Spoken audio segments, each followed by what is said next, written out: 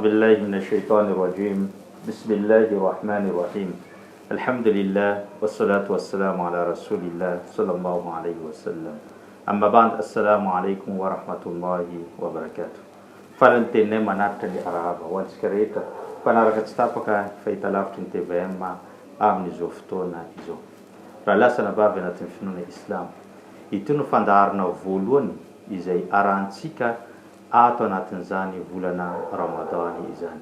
Fandarina izay mitondra ny lohateny émission islamique spéciale Ramadan. Natokana ho antsika amin'ny volana Ramadan ty ary ho arantsika eto isan'andro isan'ny ora mahazatra tahaka zao. Naraka an'izany raha lasana bavy anatin'ny finoana Islam. Roa andro, telo andro, efatra andro, roa volana talohan'ny natongava amin'ny volana Ramadan. Dia niomana fatratra tsika mba hanatanteraka sy hiditra ao anatin'izany volana Ramadany, volana feno hasoavana izany. Ankehitriny dia tafiditra tanteraka ao anatin'izany volana Ramadany izany. Inona ary no tokony ho ataon'ny mpino Islam rehefa novaliany Allah subhanahu wa ta'ala ny doa izay naverimberentsika hoe Allahumma ballighna Ramadan, Allahumma ballighna Ramadan, Allahumma ballighna Ramadan. Nanao doa fatratra tsika araka ny voalazantsika hoe mangataka amin'ny Allah mba ahatratra ny volana Ramadan. Indro tratra izany volana Ramadan tsika ankehitriny. Inona ary no adidy na izay takiany tompo Allah subhanahu wa ta'ala aminao. Tsy misy afatra zavatra ray ihany no takiany Allah subhanahu wa ta'ala aminao dia ny fankasitranao azy sy ny fisoranao azy mbola nomeny tombonandro taona anankiray miaina tao anatin'izany volana Ramadan izany.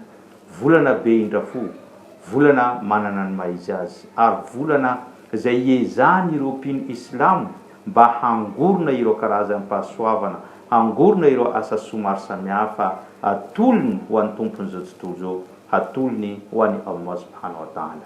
Dia mbola mankasitraka azy ihany koa tsika satria mbola nomeny hery, tanjaka, fahasalamana na natateraka an'izany fiferina zany satria na dia misy aza ireo olona izay nahatratra amin'ny volana Ramadan saingy mety salama izy ka tsy afaka natateraka amin'ny fiferina. Fa ianao dia mbola nosafidiny Allah subhanahu wa ta'ala ahatratra amin'ny volana Ramadan no sady salama ihany koa. Tadio raha lasana vavy anatin'ny finoana Islam fa ny fiverenana ty ambony tany mba hanatanteraka fanompona ray eny fa hatramin'ny sujud na fiankofana amin'ny Allah dia etaetan'ireo olona izay efa maty any anaty fasana. Tenainy ny mpaminany sallallahu alaihi wasallam amin'ny hadis manao hoe ireo olona any am-pasana dia naniry fatratra nomeny Allah subhanahu wa ta'ala fe-potoana na dia kely na dia sujud na fiankofana kely fotsiny aza nataon'izy ireo mba hahafahan'izy ireo manavitra ny tenan'izy ireo ao amin'izany fasana izany. Ka amin'ity androany ity efa tsy afaka miverina intsony izy ireo satria izay no safidy sy lahitra napetraka ny Allah fa efa any am-pasana izy ireo. Fa za ianao mbola ho safidiny Allah velona manaina, salama vatana, aoka tsika manararoatra fa ilay etaetan'olona any am-pasana mbola afaka tanterahintsika ankehitriny na dia izy ireo aza tsy manatanteraka an'izany. Atsika no mbola safidiny Allah hanatanteraka an'izany. Ka tsy mitovy ny olona izay velona mbola nahatratra amin'ny volana Ramadan sy izay efa ndosy ny fahafatesana tsy nahatratra an'izany volana Ramadan izany. Mpaminany sallallahu alaihi wasallam rehefa nanontaniana hoe iza ireo olona tsara sy mendrika indrindra eto ambony tany dia namaly izany mpaminany sallallahu alaihi wasallam manao hoe khairun nas man tala umruhu wa hasuna amalu. Ny olona tsara sy mendrika indrindra eto ambony tany dia izay nomeny Allah fahalavany androm-piainana ary no hatsarany Allah ny asa izay ataony eto ambony tany. Ka meteza ianao ho isan'ireo olona mendrika sy tsara indrindra nomeny Allah tombonandro anao ary hatsarao izany tombonandro izay iainao izany amin'ny alalan'ny fanomponany Allah, amin'ny alalan'ny fanaovana ireo asa maro samihafa izay tokony ho ataontsika eto ambony tany. Omeko tantara anankiray ianao mba hahafahanao mahita fa hoe tena marina tokoa fa ny fahavelomanao dia mbola anisan'ny fahasoavana ary mety hiazakazanao sy faninanao hiditra amin'ny paradisa mialohan' ireo olona izay efa maty any ampasana. Misy olona anankiroa niaraka niditra tao anatin'ny finoana islam tamin'ny vanim-potoana ny mpaminany sallallahu alaihi wasallam. Ka reo olona anankiroa reo zany dia ray tamin'izy ireo dia tena mavitrika ary mavitrika tokoa amin'ny fanaovana adimasina. Ka izy mivoaka foana mandeha manao adimasina, mandeha manao adimasina. Taty aoriana dia maty martyra izany lehilahy zany.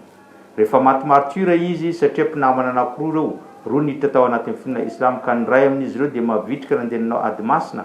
Rehefa maty izy, iray taona taty aoriana ilay namany niara-niditra tao anatin'ny finoana islam niaraka taminy dia maty ihany koa iray taona taty aoriana.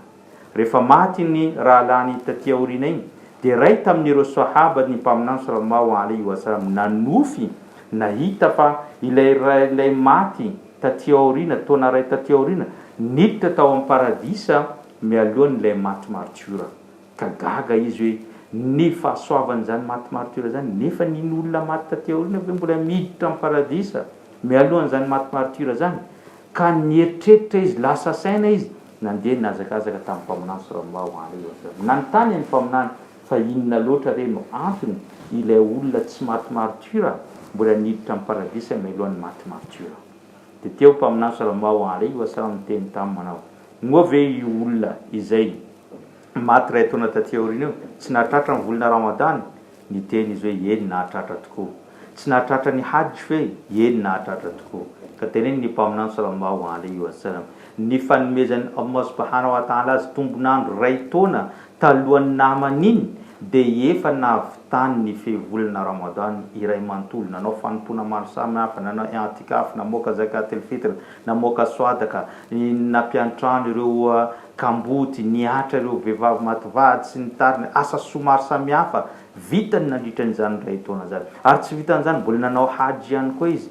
Ka io tombonandro ray taona nahafahany niaina teto ambony tany raha oharina tamin'ny namany io dia noararotiny tamin'ny asa soa. Ka izay no nahatonga izy ny safidiny Allah miditra ao anatin'ny paradisa mialohan' izany namany izay maty martyra zany.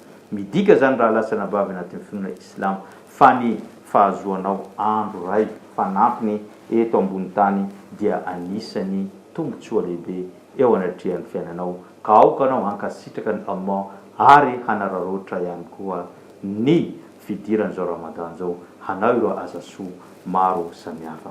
Amarantsika azy dia teny ny mpaminany sallallahu alaihi wasallam zay miteny manao hoe man lam yashkuru nnas la yashkuru Allah. Zay olona tsy mahavita na tsy mahafantatra na tsy mahay mankasitraka ny olombelona zay mitovy aminy dia tsy hay hankasitraka ny tompo Allah izany olona izany.